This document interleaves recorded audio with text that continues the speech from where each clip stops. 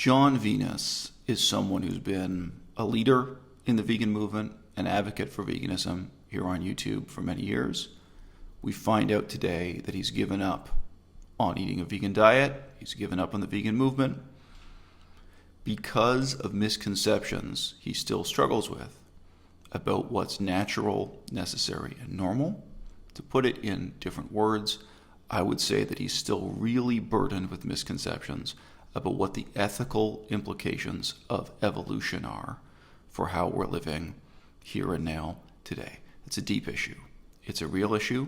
It may be something you personally struggled with in the past, whoever you are watching the video, maybe something you're struggling with now. But if not, I can really guarantee there are people in your life, whether they're ex-vegans, non-vegans, your grandparents, aunts, uncles, there will be people who struggle with this issue. It's deep. It's difficult to live with the implications of the simple truth of this issue, and it's not something that I think we should dismiss in a kind of shallow, catty way as just being an appeal to nature fallacy. A logical fallacy is an error in logic or reasoning that makes an argument unreasonable. An appeal to nature fallacy is used when somebody argues that their side is correct or good because something is natural, or something is bad or incorrect because it is unnatural. Just because something is natural or found in nature does not mean it is justified or good. An example of something natural that is bad is a hurricane.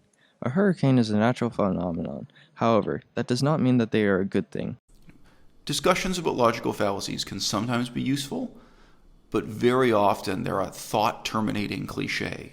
They're a cliche people throw into the conversation that then stops either party from really thinking deeply or seriously about what the topic is at hand. This is not something that I, as a parent, as a father, am comfortable with doing. I'm not comfortable of dismissing, hundreds of thousands of years or even millions of years of a certain, eating pattern.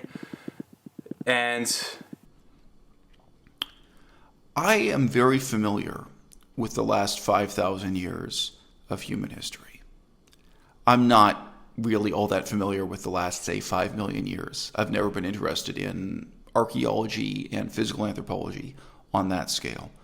But just in the last 5,000 years, you can become profoundly acquainted with how capricious, arbitrary, and really tragic the implications of evolution are for our species.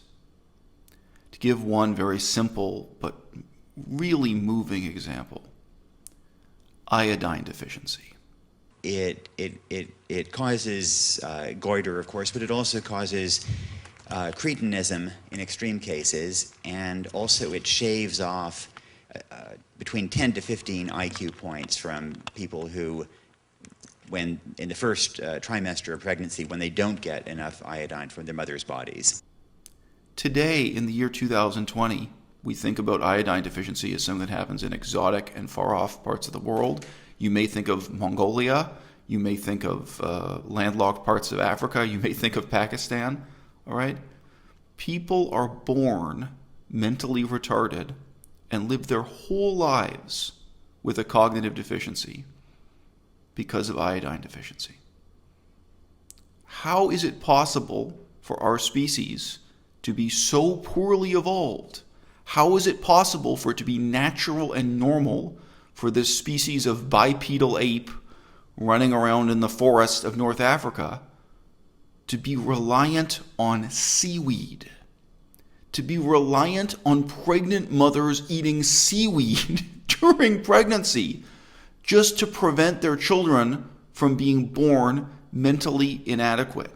In some extreme cases, people are left with cretinism. More commonly, they have these 10 to 15 points shaved off their IQ, and that is irrecoverable. For the rest of their lives, that will be lost. About a third of people in the developing world don't get enough iodine. And 50 years from now, 60 years from now, those people, as adults, will have their capability impaired because we are not iodizing their salt today or providing iodine in other forms. We have an evolved dependency on iodine that's irrational and arbitrary and unfair and tragic. And within recorded history, It was a problem on a vast scale within Europe too. White, wealthy people in Europe were born and raised iodine deficient on a massive scale. And medical scientists, kind of even in the medieval and Renaissance era, were struggling with this. They didn't understand why it was. Why was it that in these landlocked areas there were seemingly whole villages of people born mentally incapacitated, where the level of intelligence was so much lower than people living on the coast? And nobody knew why, and nobody knew what to do about it. And in fact, the earliest time that this was actually noticed was in Switzerland, inland, where there were these villages of Cretans, where there were these villages where nobody got enough iodine, and everybody was running around,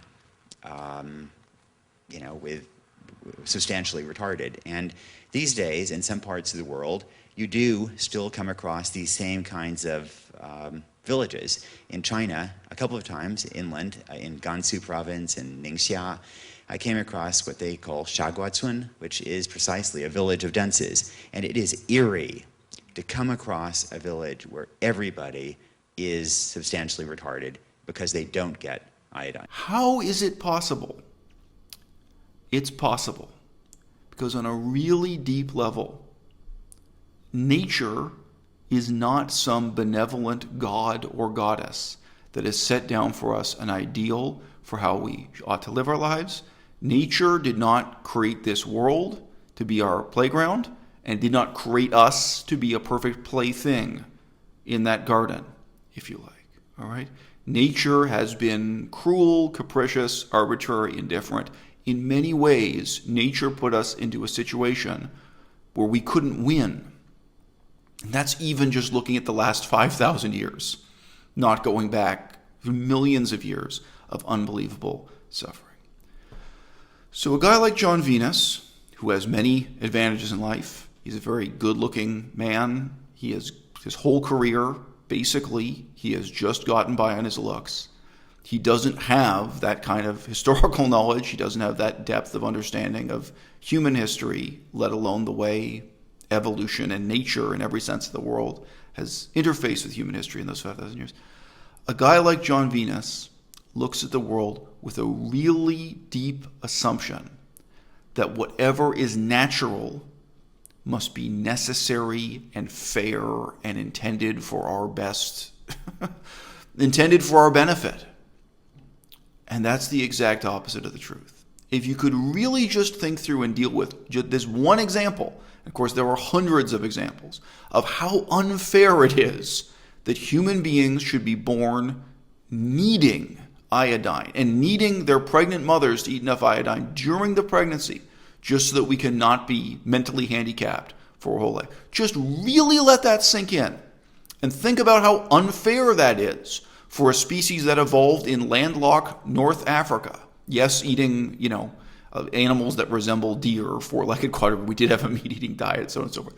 Just what a ridiculous struggle we were put into that way, without even thinking through how unfair it is that there's this parasite called malaria, that all the terrible things we had to endure over a time scale of millions of years. Then you have to accept also that you're not going to find in that evolutionary record, you're not going to find in the examination of nature an ideal for what we ought to do, how we ought to live our lives now. All right? So Jon Venus has given up on ethical veganism because he resigned himself to this notion that meat eating is something natural and normal and necessary because of this evolutionary record, because of what he thinks of nature, what nature means to him here and now in our lives. I'm old enough at 41 that I met and knew people who lived through the Nazi period. And those people are not cartoon characters to me. They're not like caricatures of good or evil. Most of the people who actually lived through that period had all kinds of mixed and contradictory feelings about the Nazis as they rose and fell, and they worked with propaganda and very imperfect sources of information. I had one friend, and his grandparents laughed at Adolf Hitler. They thought Hitler was a complete joke kind of right up to the 11th hour, right up to when the news was coming out about how many millions of people were dying. And I can understand why. Still today, if you actually read what Hitler wrote, it's laughable, it's ridiculous. And these grandparents of his would stay up at night. I'd have to calculate the time zone difference. I believe it was on shortwave radio, maybe I misremember, but on radio, one way or another, in Canada, they would get broadcasts of the lectures Hitler was giving at that time to these big crowds in German. And they would laugh and laugh. It was just so ridiculous. One crazy crackpot conspiracy theory after another, blaming the Freemasons and saying this is a conspiracy and that. It was just so ridiculous that a leader in mainstream politics was speaking, in this way that from their perspective would not even be respectable if it were some crackpot at the local pub. They laughed and laughed, and then of course you can imagine after a certain point they had to look back and regret their laughter. All right? A lot of other people made the wrong call one way or another. The Prime Minister of Canada, it's on the record as an historical fact that he was a supporter of Adolf Hitler, even though he was the democratically elected Prime Minister of Canada and then ended up fighting against Hitler and so on. It's ridiculous. There were all kinds of people who wanted to think the best or misinterpreted what the signs were and later had to look back with regret that they were wrong. You know what you don't hear much about? You don't hear from people who initially supported Hitler and then found out the terrible truth and opposed Hitler and then decided later to go back to supporting Hitler anyway. That you don't hear about. That would take a remarkably evil character. Not just to initially support Hitler out of ignorance, but then to learn the terrible truth, oppose it, say morally this is bad and wrong and evil, and then to change your mind and decide that it's natural, normal, and necessary, or even good. The moral gap between vegans and ex-vegans is much deeper, much wider, and much more invidious than the gap between vegans and people who've simply eaten meat all their lives.